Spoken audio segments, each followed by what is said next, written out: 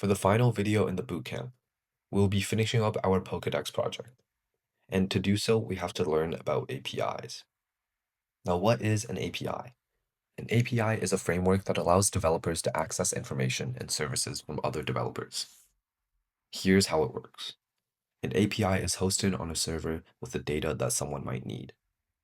Now, when you need that data on your website, you simply make an API request.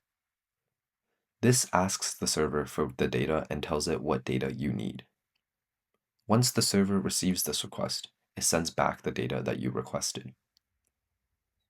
So to get the data that you need, in our case, the Pokemon data for our Pokédex, we need to send an API request. We can do so in JavaScript using the built-in fetch function.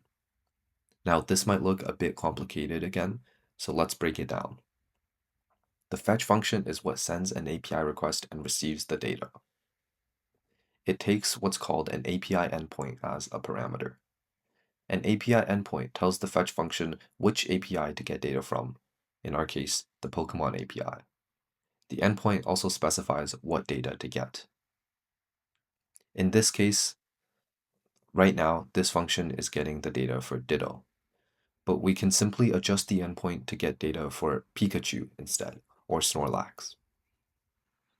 Now that we've gotten the data, we have to convert it into a format that we are more familiar with.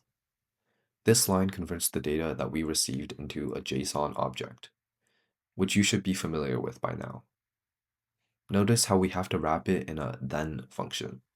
This is because it takes time for the fetch function to request the data to the server and receive it. And we need to tell the code to wait for the data to be received before doing anything else with it.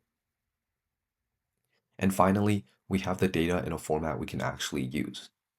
Now you can take the data and use it within your JavaScript program. Usually this means passing the data to another function that needs it. And with that, you've learned anything and everything that you need to know to create a Pokédex.